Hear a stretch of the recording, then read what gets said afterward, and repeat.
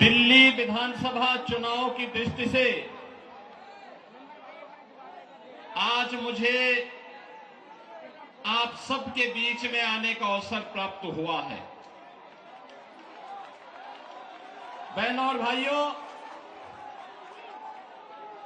मैं जब दिल्ली विधानसभा चुनाव की दृष्टि से आया हूं तो नजदीक से मुझे यहां की सड़कों को भी देखने का अवसर प्राप्त हो रहा है। मैं कल ही रात्रि को प्रयागराज से लखनऊ आया। उत्तर प्रदेश में प्रयागराज की धरती पर इस सदी का पहला महाकुंभ का आयोजन पूरी भव्यता के साथ हो रहा है। आप अनुमान करिए,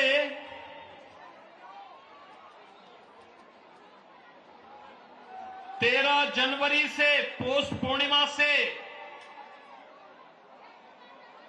और आज 23 जनवरी तक इन 10 दिनों में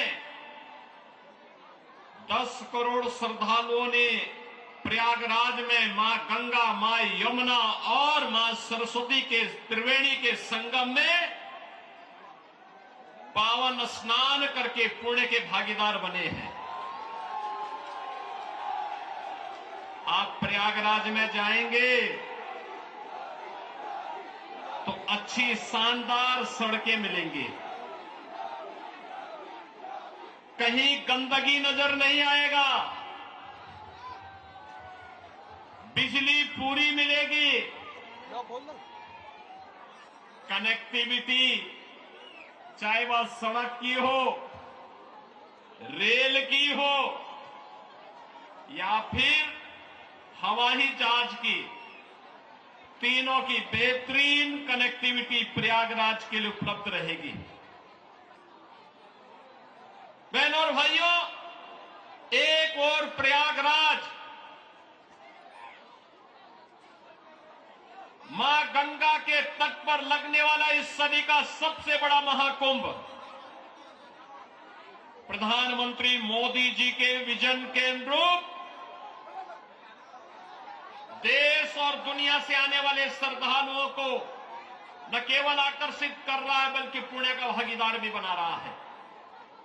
नमामि गंगे परियोजना के बाद मां गंगा की अविरल और निर्मल धारा का दर्शन देश और दुनिया कर रहा है, संगम में स्नान कर रहा है। कल आपने देखा होगा उत्तर प्रदेश सरकार के मेरे सभी मंत्रीगण, 54 मंत्री मेरे साथ प्रयागराज के संगम में एक साथ डुबकी लगाए हैं, एक साथ डुबकी लगाए हैं, पुण्य के भागीदार बने हैं।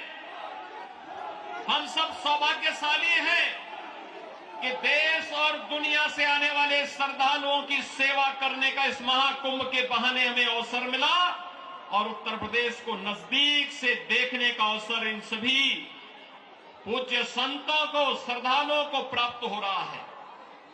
बहनों और भाइयों, अगर एक मुख्यमंत्री के रूप में मैं और मेरे मंत्रीगण प्रयागराज के संगम में स्नान कर सकते हैं तो मैं पूछना चाहता हूं, दिल्ली में आम आदमी पार्टी के अध्यक्ष से अरविंद केजरीवाल जी से मैं पूछना चाहता हूं, क्या यमुना जी में वह भी अपने मंत्रियों के साथ जाकर के स्नान कर सकते हैं क्या?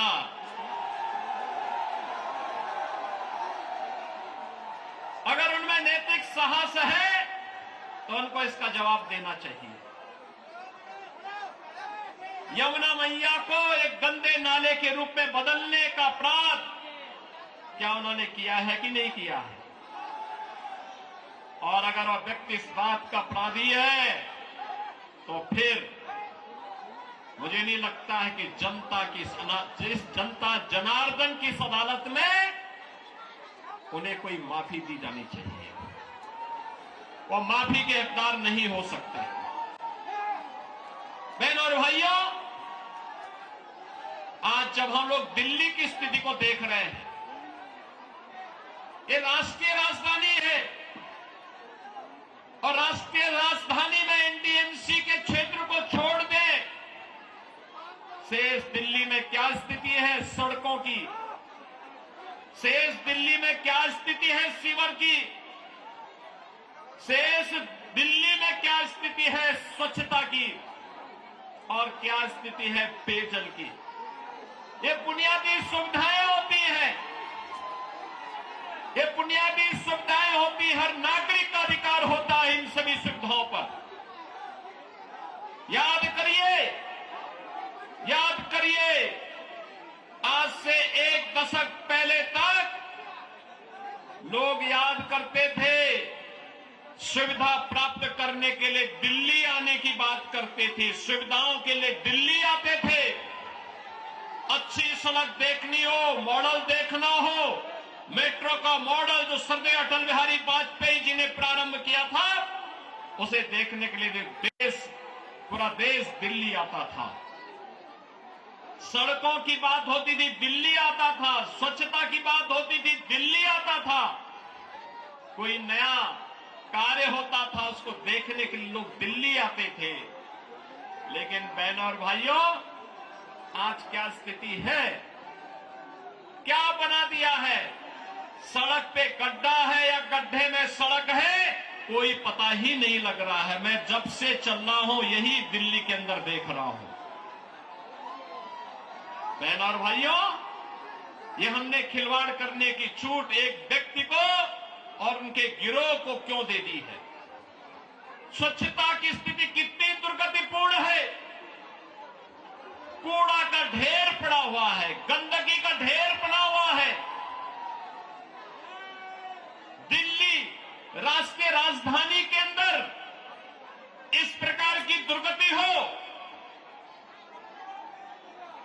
सीवर बह रहा सड़कों पर, हमारे वाहनों को भी उसी सीवर के बहते हुए सीवर से गुजरना पड़ा। और अभी तो पेयजल का भीषण संकट आने वाला है। दिल्ली में आम आदमी पार्टी की सरकार का पाप का भुक्तभोगी हमारी पावन मथुरा वृंदावन के श्रद्धालुओं को और संतों को भी उठाना पड़ता है।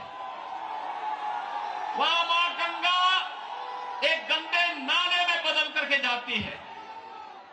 जब भी नमामि गंगे परियोजना के अंतर्गत मां यमुना की शुद्धता की बात आई, स्वच्छता की बात आई, तो अरविंद केजरीवाल एंड कंपनी ने कोई सहयोग नहीं किया। ये सहयोग नहीं करना चाहते, कोई विकास का कार्य नहीं करना चाहते, किसी विकास की परियोजना का मौके पे जाकर के भौतिक सत्यापन नहीं करना चाहते, जनता को बुनियादी सुविधा मिले, उसका अधिकार प्राप्त हो, ये वे काम नहीं करना चाहते। इनका तो एक ही कार्य है, प्रातः काल होते ही सोशल मीडिया पर झूठे ट्वीट करना, झूठी फिल्मों का प्रदर्शन करना,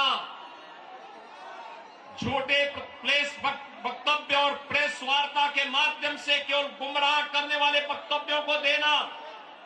जितना समय झूठ बोलने की एटीएम के रूप में आम आदमी पार्टी और उनके नेता समय बर्बाद करते हैं, ये झूठ का एटीएम बनने की बजाय अगर उन्होंने जनता की जन सुविधा और विकास के बारे में सोचा होता तो 10 वर्ष में दिल्ली की कायाकल्प हो गई होती, दिल्ली बदल गई होती। लेकिन बहन और भाइयों, दिल्ली बदलने की नहीं, इन लोगों ने दिल्ली को तो एक कूड़ा घर बना दिया है, दिल्ली को अव्यवस्था का एक अड्डा बना दिया है।